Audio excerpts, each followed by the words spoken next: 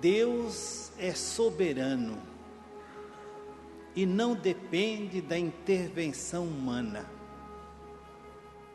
Deus é livre para agir do jeito que Ele quer, como quer e quando quer. Às vezes nós temos a tentação de querer controlar Deus, achando que Deus deve fazer isto ou fazer aquilo por mim. E Deus não se sujeita a esse tipo de comportamento. Na maior crise de fé do povo de Deus, que foi o exílio da Babilônia, onde tudo parecia perdido, houve a intervenção divina. Eu tenho problema, você talvez tenha, e às vezes nós queremos que Deus haja na nossa vida. Nós imploramos a sua proteção, queremos a sua ajuda, e Deus nem se incomoda com os nossos problemas, porque aquilo que nós provocamos na vida, nós temos que dar conta, e não temos que pedir nada para Deus, porque Deus é soberano, Ele é independente da intervenção humana. Mas quando o limite chega, Deus age. E Deus só age no limite. Só no limite. Nunca nas mediações.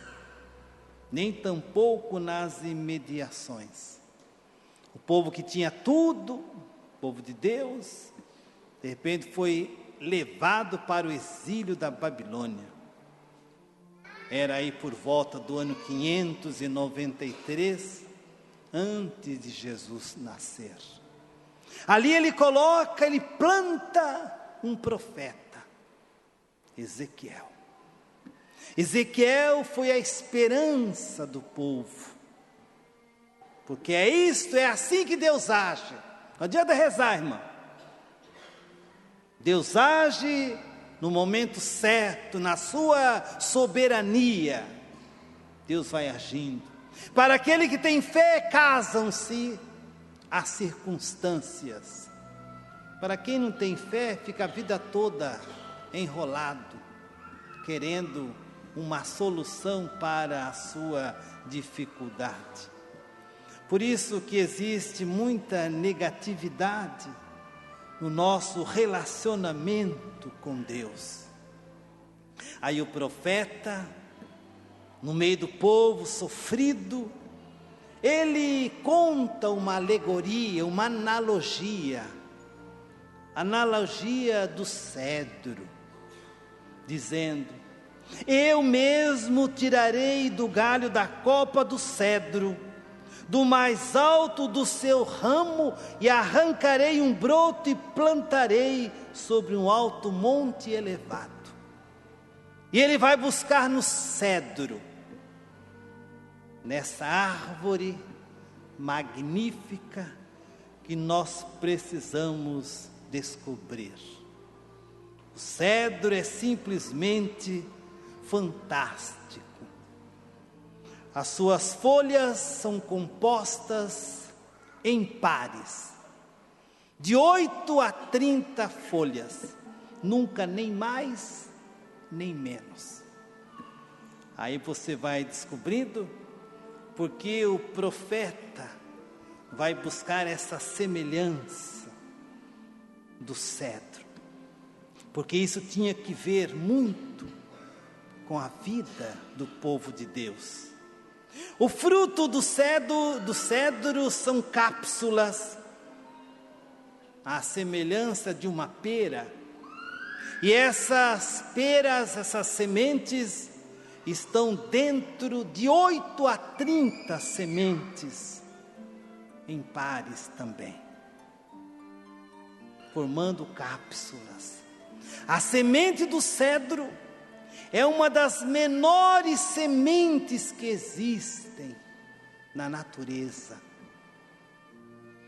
Elas são sementes voláteis, finíssimas, pequeníssimas, tem 35 milímetros de comprimento. Somente o profeta poderia descobrir no cedro esta analogia. O cedro é uma planta hermafrodita.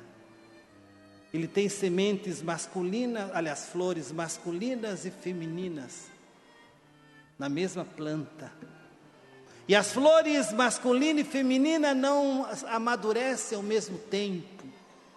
Amadurece antes a masculina ou a feminina, depois a masculina ou a feminina. A floração do cedro começa talvez de 10 a 15 anos. Começa a florir o cedro. Precisa crescer. Nos 3 primeiros anos de vida, o cedro cresce 5 centímetros. Só.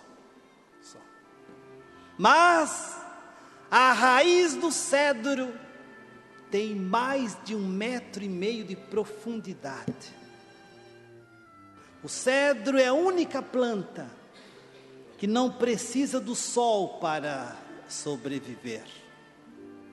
O cedro é a única planta cuja raiz busca o lençol freático, lá embaixo. Por isso que o cedro, ele consegue crescer até 40 metros de altura, sobressaindo a floresta. O cedro, ele dura de 1.000 a 3.000 anos. Hoje nós temos na Palestina cedros que são mais velhos do que quando Jesus nasceu. Estão vivos, dão flores e dão fruto. Mostrar o valor do cedro. O cedro cresce 20 centímetros por ano. Tem gente, irmão, que quer crescer de uma vez. Aí vai se espetar na vida. Nós temos que crescer devagar como o cedro. E florir somente depois de 10, 15 anos. Mas dar fruto depois só de 40. Tem gente que já começa a querer dar fruto imediatamente. Eu fico curioso quando eu vejo o pessoal casado, né? Que comemora o primeiro ano de casamento. Coitadinho, não sabe nada. Um bobinho, coitadinho do casalzinho. 1 ano. Irmão, começa a celebrar seu casamento depois de 40 anos. Até padre, né? De um padre da nossa diocese, fez 1 ano de padre. Fizeram uma festa. É um bocozão, né? Não sabe que é ser padre ainda, coitadinho, vive iludido. Está mamando leitinho ainda. Sabe o que é ser padre? 1 ano não é nada, irmãos. Não é nada. Por isso que o profeta diz que ele vai tirar um broto e plantá-lo no lugar mais alto para que todos possam ver. Esses dias alguém me procurou, esse dia não, faz um tempo. Casou-se. Sabe aqueles casamentos maravilhosos, cheios de flores, no dia do casamento que não presta para nada. Não presta para nada esses casamentos que o pessoal faz cheio de treque-treque, não serve para nada, irmão.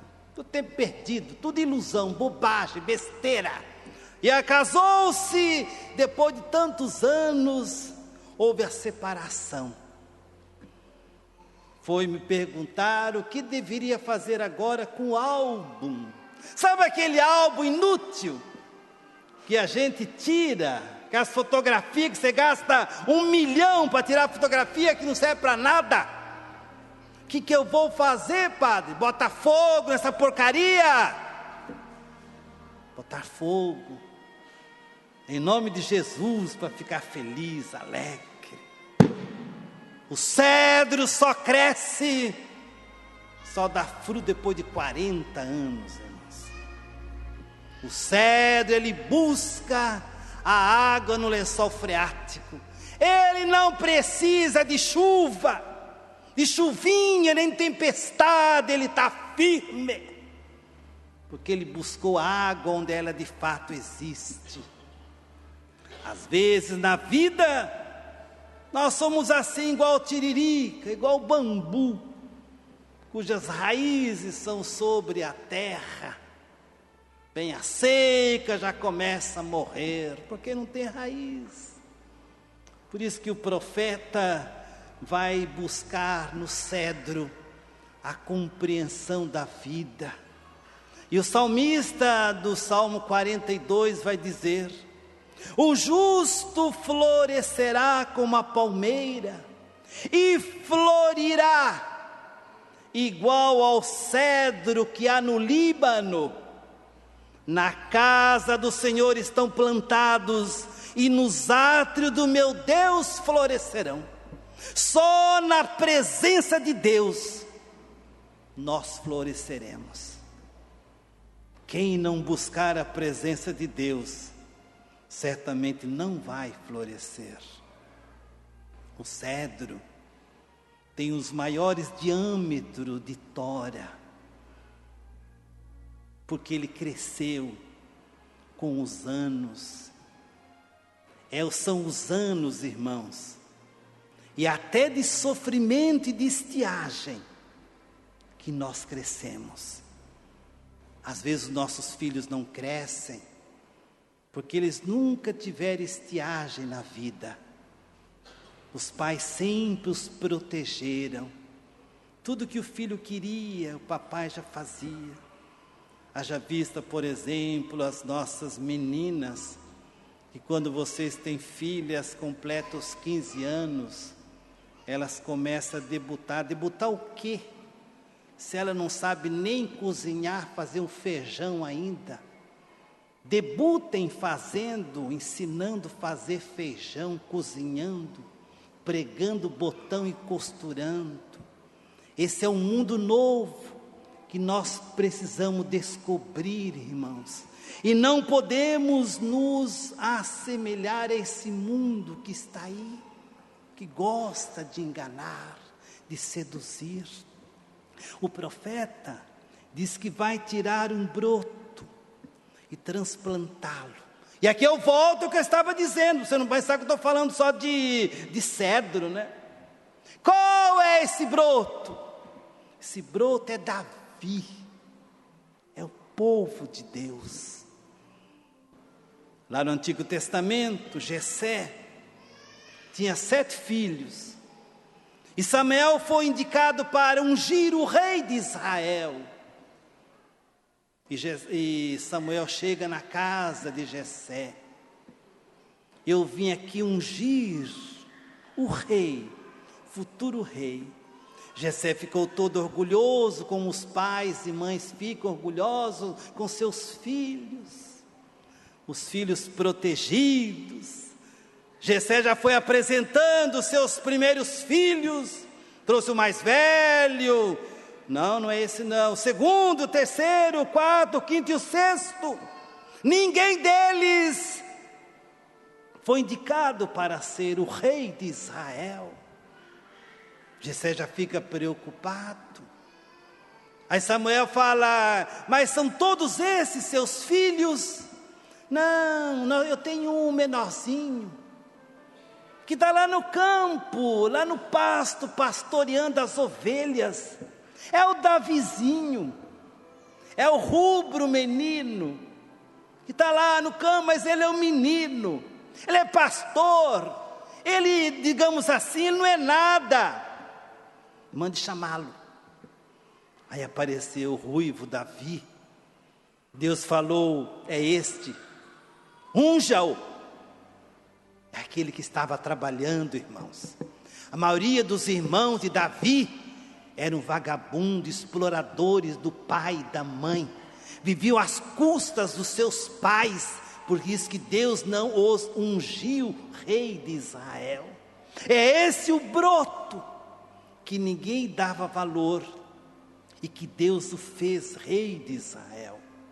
E nós somos frutos desse broto novo que é Davi, cuja origem, cuja linhagem nós somos descendentes. Jesus, Maria, José e o povo de Deus.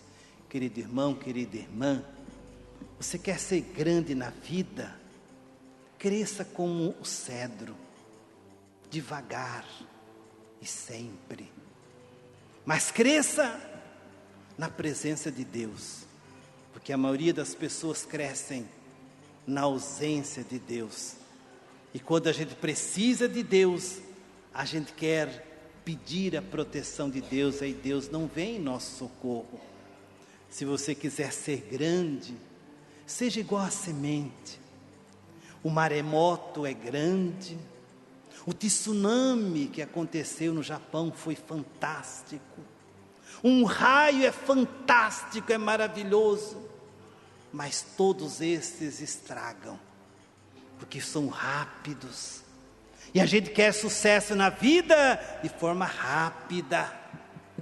Temos que ir devagar com o andor, porque a nossa vida tem que ser a semelhança do cedro, devagar e sempre, crescer para cima e crescer para baixo. Cresce-se menos para cima, mas mais para baixo.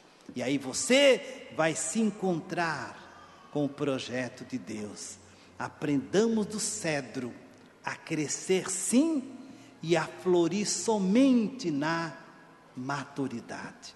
Porque na maturidade o cedro produz as suas sementes.